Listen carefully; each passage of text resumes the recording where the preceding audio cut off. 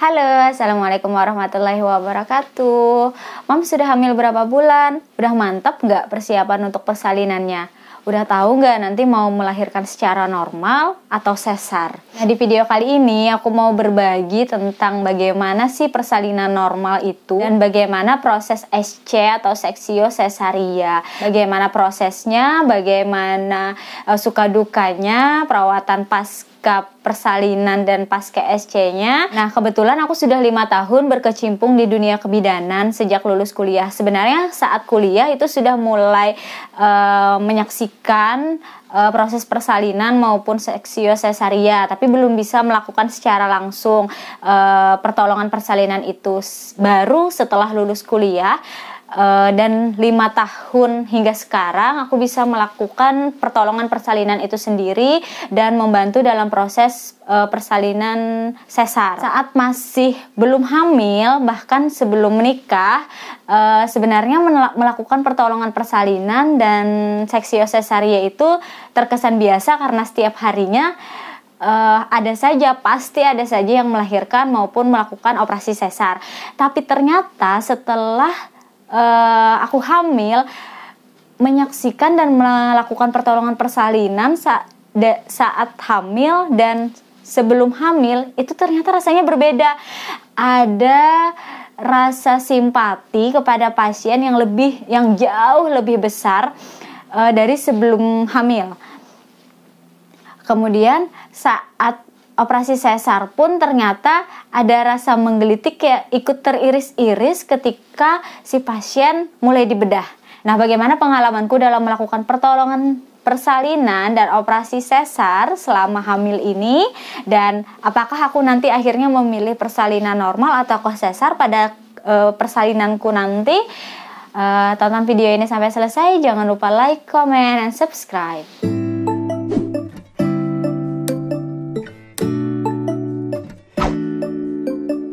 Persalinan normal adalah persalinan yang terjadi secara alami tanpa intervensi tertentu. Jadi nanti para ibu hamil itu akan merasakan kontraksi secara alami, baru dia akan datang ke fasilitas kesehatan untuk memeriksakan apakah sudah waktunya untuk melahirkan. Nah, bidan di fasilitas kesehatan akan memeriksa apakah betul sudah ada pembukaan untuk menentukan apakah ibu sudah masuk fase untuk melahirkan dan keadaan janin saat itu. Kalau misalnya sudah ada pembukaan dan dengan kontraksi yang teratur, biasanya ibu hamil akan diminta untuk bertahan di fasilitas kesehatan. Tapi jika dia masih belum ada pembukaan, atau ada pembukaan tapi kontraksinya belum teratur, masih jarang, apalagi di anak pertama yang biasanya memakan waktu cukup lama, biasanya bidan atau dokter akan menyarankan untuk pulang terlebih dahulu, jadi menunggu di rumah sampai kontraksi yang teratur terjadi. Tapi sambil diedukasi nanti kalau misalnya pasien itu dipulangkan, dikasih tahu apa saja sih tanda-tanda persalinan yang sudah dekat itu, kemudian bagaimana menilai tanda bahaya. Misalnya ternyata saat di rumah kontraksinya tidak bertambah banyak tapi pecah ketuban misalnya. Nah, itu harus segera dibawa ke fasilitas kesehatan. Biasanya pasien yang dipulangkan ke rumah akan diedukasi berbagai macam hal agar mencegah terjadi sesuatu yang tidak diinginkan. Nah, bagi pasien yang sudah ada pembukaan, kontraksi bagus, dia akan diminta bertahan oleh bidan maupun dokter berada di rumah sakit untuk dilakukan persiapan persalinan normal. Nah, persalinan normal ini dilakukan sealami mungkin karena kontraksinya sudah bagus. Jadi kita evaluasi aja pembukaannya setiap 4 jam sekali. Jadi misalnya dia datang pagi jam 8, nanti kita periksa dalam, ternyata dia udah pembukaan 3 misalnya, 4 jam kemudian baru kita periksa lagi untuk evaluasi apakah pembukaannya maju atau tidak, sambil kita periksa detak jantung janin secara kontinu untuk menilai kesejahteraan janin. Nah, Kalau misalnya ternyata dalam prosesnya itu pembukaan tidak maju, mandek, nanti akan kita evaluasi lagi kontraksinya. Kalau ternyata kontraksinya tidak bagus, akan kita konsultasikan dengan dokter kandungan yang bertanggung jawab terhadap pasien tersebut. Apakah diperlukan induksi persalinan? Induksi persalinan ini ada dua, ada obat yang masuk lewat vagina, ada cairan perangsang, obat perangsang yang masuk lewat cairan infus. Jadi dia akan menetes sedikit demi sedikit untuk menimbulkan kontraksi hingga pembukaannya bisa maju lebih cepat. Nah, dalam proses persalinan normal ini tidak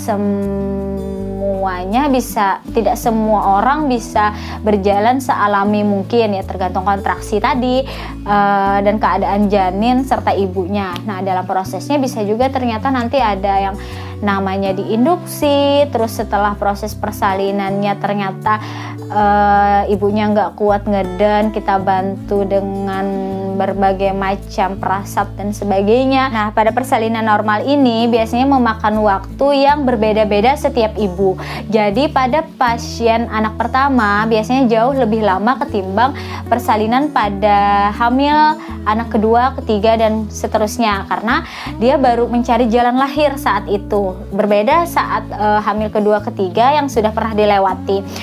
Tapi sekali lagi tergantung kontraksinya. Bisa jadi ternyata pada kehamilan yang kesekian malah lebih lama daripada hamil yang pertama karena kondisi kontraksi yang tidak bagus atau kondisi posisi janin yang kurang bagus juga. Teorinya pada persalinan anak pertama 1 senti pembukaan itu memakan waktu 2 jam.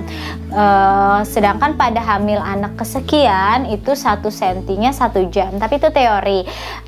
Prakteknya jauh melenceng. Ada yang lebih cepat, ada yang lebih lama. Nah, pada persalinan normal tanpa induksi tidak ada yang bisa dilakukan oleh bidan ataupun dokter kecuali memberi edukasi dan memberi motivasi kepada pasien.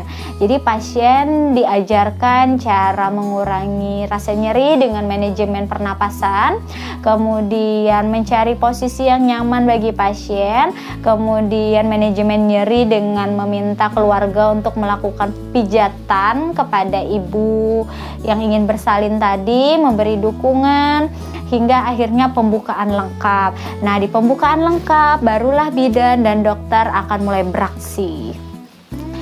Saat pembukaan lengkap, bidan atau dokter akan mengajarkan kepada ibu cara mengedan yang benar. Kalau misalnya ketuban masih belum pecah, akan dibantu dengan pemecahan menggunakan alat. Jadi setelah ketuban pecah, akhirnya kan kepala udah siap nih untuk dikeluarkan. Jadi akan diajarkan cara mengedan yang benar, kemudian dilakukan percobaan mengedan. Kalau misalnya kepalanya maju, akan kita teruskan proses mengedan tersebut. Tapi kalau misalnya ternyata kepala bayi itu tidak bergerak, akan kita ajarkan lagi cara mengedan yang benar. Karena biasanya ibu bersalin ini karena udah saking sakitnya, dia udah nggak bisa mengontrol diri, nggak bisa membedakan mengedan yang benar. Jadi kan kalau mengedan yang benar itu seperti kita BAB, itu didorong ke arah pantat, ke arah anus. Sedangkan pada ibu bersalin biasanya yang panik dia akan mengedan di leher. Jadi mukanya merah tapi kepalanya nggak turun, nggak maju. Nah, dalam proses mengedan ini pada anak pertama cuma diberi batas waktu 2 jam maksimal mengedan. Kalau pada anak kesekian diberi waktu maksimal 1 jam. Nah, biasanya jika lewat dari waktu tersebut akan kita evaluasi apakah bayinya ternyata dalam keadaan baik atau tidak, dan bagaimana kondisi ibunya, apakah masih sanggup atau tidak. Nah, kalau misalnya ternyata dalam keadaan yang tidak bagus, akan diberi pilihan antara dilakukan vakum atau operasi sesar segera. Setelah ibu bersalin ini berhasil mengedan, kepala bayi keluar, barulah bidan atau dokter akan membantu melakukan penarikan bahu janin. Kalau misalnya ada lilitan, dia akan dikeluarkan dulu lilitannya, dilonggarkan dulu, kemudian baru dilakukan tarikan mengeluarkan bahu janin dan seluruh tubuh janin. Nanti akan lakukan pemotongan tali pusat, kemudian tim bayi akan membersihkan organ mulut dan pernapasan bayi untuk segera agar bayi dapat bernafas segera. Kemudian setelah dipotong tali pusat akan diambil alih oleh tim bayi yang akan menghangatkan bayi, yang akan memeriksa bayi segera setelah lahir. Sedangkan si ibu tadi akan dilakukan pemeriksaan janin kedua, apakah ada janin kedua atau kok memang janin tunggal. Kalau janin tunggal akan diberikan obat untuk melakukan kontraksi segera, nanti disuntik di paha. Kemudian setelah itu dilakukan pengeluaran plasenta atau ari-ari. Nah, setelah yakin bersih seluruhnya, barulah kita cek adakah robekan. Kalau misalnya ada robekan, kita jahit. Nah, dijahit itu nanti ada yang pakai bius dan ada yang tidak pakai bius. Setelah proses penjahitan selesai atau ternyata ditemukan tidak ada jahitan, biasanya vagina yang elastis itu biasanya tidak ada terjadi robekan. Itu tidak cuma terjadi pada hamil kedua dan ketiga, bahkan ada loh pasienku yang anak pertama tapi vaginanya tuh elastis, padahal bayinya besar tapi nggak ada robekan sama sekali. Sampai saat ini masih belum ada sih krim atau apa yang bisa membuktikan bisa membuat vagina elastis. Jadi kayaknya itu memang dari anatominya aja. Jadi kalau misalnya dia ada robekan, dijahit dulu. Nah, setelah dijahit kita bersihkan ibunya semuanya, digantikan pakaiannya, kemudian dikasih makan, dikasih minum. Selanjutnya ibunya disuruh istirahat sebentar. 2 jam setelah persalinan normal, ibu disarankan untuk bangun. Kalau misalnya dia bisa disuruh miring kanan kiri dulu, terus dia disuruh duduk. Setelah disuruh duduk, dicoba berdiri. Kalau nggak pusing, disuruh ke kamar mandi untuk BAK. Setelah dia bisa BAK spontan, kemudian dia bisa jalan dengan lancar, tidak ada masalah sedikit pun, pasien ini dianggap normal untuk beraktivitas kembali. Jadi pada persalinan normal memang lebih sakit saat menunggu proses persalinannya, tapi setelah proses persalinan selesai, recovery-nya itu lebih cepat. Jadi mereka itu 2 jam setelah persalinan normal bisa langsung beraktivitas kembali, walaupun ya terbatas juga, tetap harus dibantu. Kemudian pada luka jahitan pun itu kan langsung jadi daging, jadi mereka tidak masalah kalau misalnya kena air, tetap bisa cebok kayak biasa, tetap dibersihkan kayak biasa. Dan nanti setelah pulang ke rumah, kontrol kembali 1 minggu, itu pasti sudah kering dan udah jadi daging, udah nggak usah diapa-apain lagi, tinggal perawatan personal hygiene kayak biasa. Enak kan? Nah, jadi pada persalinan normal berjuangnya adalah pada sebelum melahirkan. Betapa nikmatnya kontraksi itu. Bagaimana jika pasien operasi sesar? Nah, operasi sesar ini ada 2 jenis. Jadi dia ada operasi sesar terencana dan ada operasi sesar darurat atau SITO. Operasi sesar terencana itu lebih enak karena biasanya ini disebabkan oleh indikasi tertentu. Misalnya pada usia kehamilan tertentu ternyata ditemukan plasenta menutupi jalan lahir. Jadi dia nggak bisa lewat kepala karena plasenta yang menutupi. Kalau misalnya kepala dipaksa untuk turun lewat bawah, nanti yang ada malah perdarahan dan bayi bisa gawat janin. Jadi memang harus dilakukan operasi sesar. Atau misalnya panggul ibunya sempit, atau ternyata indikasi-indikasi lain. Pokoknya dia ditemukan sebelum kita mulai merasakan kontraksi. Jadi dia sudah terencana nih mau tanggal berapa operasi. Jadi tinggal datang ke rumah sakit, mendaftar, masuk kamar, terus pada tanggal sekian dibelah. Jadi nggak merasakan sakit sama sekali, malah udah siap mental, udah siap dana dan sebagainya. Tapi ada yang namanya operasi darurat. Operasi darurat ini biasanya si ibu ini udah merasakan kontraksi. Dia mencoba normal dulu karena tidak ada indikasi tertentu. Ternyata saat proses saat proses menunggu, misalnya pada pembukaan 4 udah merasakan sakitnya gimana-gimana. Ternyata jantung bayinya bermasalah, fetal distress namanya. Yang harusnya 120 sampai 160, jantung dia ini sampai 180 si jantung bayinya. Kalau misalnya kita teruskan proses persalinannya secara normal, bisa jadi jantung bayinya ini akhirnya akan turun dan meninggal sebelum akhirnya dilahirkan. Jadi harus dilakukan operasi sesar segera. Nah, pada kasus operasi sesar segera ini si ibu sudah sempat merasakan yang namanya sakit kontraksi.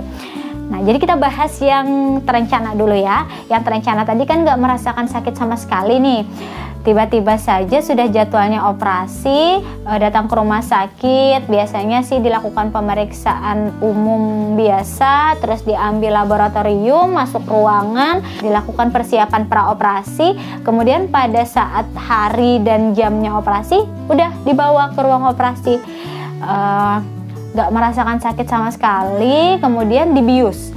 Nah, setelah dibius, biasanya dibiusnya ada 2. Yang sering dilakukan sekarang adalah pembiusan sparo. Jadi di bagian perut sampai organ bawah yang dimatikan rasa, sedangkan kita tetap sadar, cuma ditutupin tirai antara muka kita agar tidak melihat proses pembedahan. Jadi ibunya sadar selama proses pembedahan. Nah, tapi pada kasus tertentu biasanya ada yang ditidurkan, tapi jarang sekarang. Selama si ibu menunggu ini tadi di balik tirai, si dokter itu melakukan pembedahan dengan tim bedah. Biasanya akan dibelah di bagian perut bawah, itu biasanya posisinya bisa horizontal atau malah ada vertikal kalau kondisi tertentu. Ibu ini tadi tidak akan merasakan sakit hingga biusnya hilang. Jadi setelah proses persalinan, setelah proses sesar, bayi diangkat, dijahit kembali, kemudian dilakukan recovery di ruang operasi, kemudian dikembalikan lagi ke ruang rawat inapnya. Itu biasanya pasien masih belum merasakan sakit sama sekali. Nah, 6 jam pasca operasi sesar, nah kaki mulai merasakan rasa. Jadi setelah kaki ini mulai merasa, biasanya disarankan oleh bidannya untuk mulai mengangkat kaki perlahan-lahan. Setelah 6 jam ini akan mulai terasa sedikit demi sedikit rasa dari organ-organ ini, organ-organ tubuh. Tapi tetap ada obat suntikan penghilang nyeri maupun yang masuk lewat cairan infus biasanya untuk mengurangi rasa nyeri. Nah, setelah 6 jam biasanya si ibu ini akan diminta untuk miring kanan kiri kalau badannya udah mulai berasa. Kemudian 24 jam setelah operasi sesar baru diperintahkan untuk belajar duduk. Jadi dimulai dari setengah duduk dulu, kemudian mencoba duduk. Nah, 24 jam setelahnya lagi baru belajar berdiri dan berjalan. Jadi tahapannya itu lumayan lama untuk recovery-nya. Jadi kalau pada persalinan normal biasanya 6 sampai 24 jam aja maksimal berada di rumah sakit sudah boleh pulang. Tapi kalau pada operasi sesar itu biasanya bisa memakan waktu 3 sampai 4 hari di rumah sakit untuk recovery. Tergantung orang-orangnya. Biasanya ada orang-orang yang pertahanan terhadap rasa nyerinya itu cukup tinggi. Dia bisa hari ini dia duduk, hari ini juga dia jalan dan bisa pulang besok harinya. Tapi pada ibu-ibu yang pertahanan terhadap nyerinya rendah, biasanya dia cukup susah untuk diedukasi untuk mobilisasi. Jadi kalau misalnya harusnya waktunya duduk, dia masih setengah duduk, terus dimotivasi lagi, duduk sebentar, nyeri, dia nyender lagi. Nah, itu cukup susah biasanya untuk mobilisasinya, untuk recovery pasca operasinya. Nah, kalau di rumah sakit ada bidan sama perawat yang akan melakukan perawatan. Nah, setelah dia pulang ke rumah, nanti perawatan akan dilakukan sendiri. Biasanya akan diberi surat kontrol oleh dokter 3 hari sampai 1 minggu setelah operasi. Jadi dokter akan memantau keadaan lukanya setelah 3 hari atau 1 minggu setelah operasi, tergantung keadaan luka saat pasien dipulangkan. Nah, saat di rumah ada ibu yang telaten merawat lukanya, ada juga yang tidak. Jadi kalau misalnya pada persalinan normal perawatan lukanya cukup simpel, tapi pada operasi sesar perawatan lukanya memerlukan perawatan yang telaten. Ada perawatan luka operasi itu biasanya nggak boleh kena air secara langsung, tapi juga tetap harus dilakukan personal hygiene setiap harinya. Jadi gimana nih? Nah, ada pernah pasien yang datang ke rumah sakitku mengeluhkan ada banyak keluar cairan nanah dari luka operasinya. Setelah dikaji, ternyata si pasien ini sama sekali tidak pernah melakukan personal hygiene selama 1 minggu, tidak mandi, tidak membersihkan diri karena takut si luka operasinya ini tadi kena air. Akhirnya kan tubuhnya jadinya penuh kuman nih. Nah, kumannya itu masuk ke dalam luka operasinya, akhirnya menimbulkan infeksi. Nah, ada juga yang ternyata bernanah juga luka operasinya gara-gara dia mandi dan langsung menyemburkan air ke luka operasinya. Jadi cukup sulit untuk melawat luka pasca operasi ini, memang harus telaten sekali. Jadi biasanya sebelum pulang kami akan memberikan edukasi yang cukup kepada pasien dalam perawatan luka di rumah agar tidak terjadi hal-hal yang tidak diinginkan. Kemudian meskipun surat kontrolnya diberikan 3 hari sampai 1 minggu setelah operasi, kami tetap akan mengedukasi pasien jika dalam 1 atau 2 hari setelah pulang ternyata ditemukan hal-hal yang tidak diinginkan, maka segera memeriksakan diri ke fasilitas kesehatan. Nah, itu tadi suka dukanya persalinan normal dan operasi sesar. Jadi setelah aku melihat banyak persalinan sesar dan melakukan langsung pertolongan persalinan secara normal, jadi apakah aku memilih persalinan normal atau sesar? Sebenarnya aku sama seperti ibu-ibu yang lain, berharap dapat melahirkan secara normal, senormal-normalnya, merasakan bagaimana perjuangan menjadi seorang ibu. Tapi tetap aku tidak akan memaksakan diri jika dalam prosesnya nanti sebelum waktunya melahirkan, sebelum merasakan kontraksi ternyata ditemukan kelainan, misalnya kelainan letak janin yang tidak memungkinkan untuk melahirkan secara normal, atau ternyata ditemukan plasenta menutupi jalan lahir, kemudian panggulku misalnya ternyata sempit, tidak memungkinkan bayinya melewati panggul tersebut, aku tidak akan memaksakan diri. Aku akan memilih untuk melakukan operasi sesar terencana. Tapi jika tidak ada ditemukan kelainan selama proses menuju persalinan nanti, aku akan mencoba dan berjuang untuk melakukan persalinan secara normal. Dan jika pada proses mencoba dan berjuang secara normal itu juga ditemukan kelainan di mana didapatkan ternyata ada kegawatan janin maupun ibu, maka aku juga akan memasrahkan diri memilih yang terbaik untuk dilakukan operasi sesar segera atau SITO. Jadi apapun itu, sesar maupun normal, selama itu demi kesejahteraan ibu maupun janin, akan memilih jalan tersebut. Nah, bagi moms yang saat ini mungkin divonis oleh dokter tidak bisa melakukan persalinan secara normal karena kondisi tertentu, jangan patah semangat, coba cari second opinion, cari beberapa dokter lain yang mungkin punya beda pendapat. Tapi jika misalnya semua dokter yang moms konsuli menyarankan untuk operasi sesar tidak memungkinkan untuk secara normal, ada baiknya moms bicara dengan keluarga, mempersiapkan diri, mempersiapkan dana juga demi kebaikan janin dan moms juga. Tapi jika ternyata ada opsi lain, dokter lain menganggap bahwa ternyata moms bisa melahirkan secara normal, dicoba normal, kembali diskusi lagi ke keluarga. Intinya semua tetap harus diskusi, jadi tidak ada sesuatu yang disesalkan nantinya. Tapi misalnya ternyata dalam proses menunggu persalinan ini tidak ada masalah apapun, mari kita coba sama-sama untuk berjuang secara normal. Semoga janin dan ibu selalu sehat, dilancarkan persalinannya, dan dilancarkan dalam recovery atau pemulihan pasca persalinannya. Oke, sampai di sini dulu videonya. Sampai jumpa di video berikutnya. Assalamualaikum warahmatullahi wabarakatuh.